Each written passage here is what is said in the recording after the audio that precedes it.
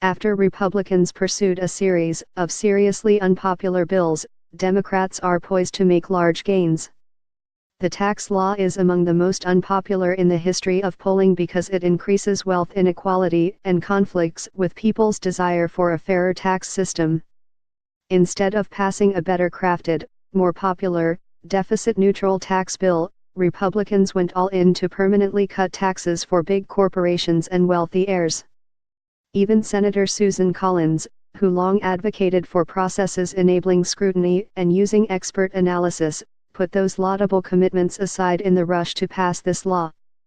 A special interest loophole added at the end of the process enriches owners of commercial real estate, including the historically disliked President Donald Trump. Trump betrayed voters who believed his populist messages. He promised to close a loophole that benefits hedge fund managers but didn't. He said the rich should pay more, but the bill he signed lowered the top income tax rate. He said he would simplify the tax code, but there are as many brackets as before. Trump said he understood how the system benefited elites and would level the playing field, but instead the tax bill bore the marks of literally thousands of lobbyists, enough to outnumber each member of Congress 11-1. The cries of "drain the swamp" now seem like a sick joke. People tend to support who they think is on their side. According to a recent CNN poll in which only 35% of people approved of Trump, 63% say the tax law will benefit Trump and his family, and 66% say it will primarily benefit the wealthy, not them. Any benefits from the tax bill probably won't make much difference to individuals and communities. People didn't notice the bigger cuts for the working class in the Obama stimulus. Serious economists don't think the tax law will produce high-paying jobs, nor change the economic prospects of struggling towns that lost mills and manufacturing. Repealing the insurance mandate will lead to surging premiums. The Collins-Alexander health policy proposal, which would offset a small part of the increases, was shelved until next year and may never pass despite Collins purportedly predicating her tax vote on it. Higher rates will be announced shortly before the 2018 elections. While tax and health care policies hurt Republicans, Democrats' political strengths have been seen through 2017. Democrats are more enthusiastic than Republicans and they have been turning out to vote.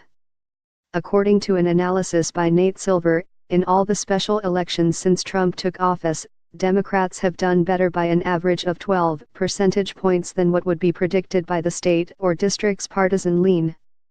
Citizens organized to counter GOP initiatives, and those groups will turn to focus on elections, working with existing organizations. That's what happened in Virginia, where Democrats made gains, as areas that voted Republican had lower turnout than those that supported Democratic candidates. Democrats could do very well in Maine, but face challenges rooted in demographics. They also need to answer attempts to promote fear and xenophobia. Nationally, the voters most supportive of Democrats are young voters and people of color. Even in conservative states and areas, white college-educated suburbanites are turning away from Republicans. However, Maine has a relatively old and white population, with the lowest level of college attainment of any New England state. For Democrats to make gains in Maine, they need to activate suburban voters and young people, but also need to go beyond these constituencies. In 2016, rural voters nationally backed Trump more than city dwellers or people in suburbs. This dynamic helped Trump win Maine's 2nd congressional district. Now only 28% of rural residents across the country approve of the tax law. Non-college whites feel much the same. If this is true in Maine, Democrats can make gains with these voters with the right policy agenda put forth by candidates who are seen as sharing voters' core values. The 2nd district is not as conservative as recent elections might suggest. While its voters opposed referenda regulating guns and hunting, they supported raising the minimum wage and expanding Medicaid. Opposition to disliked policies and an unpopular president will activate voters, but Democrats everywhere should promote ideas for greater economic opportunity. That won't just help them win but could turn victories into good governing.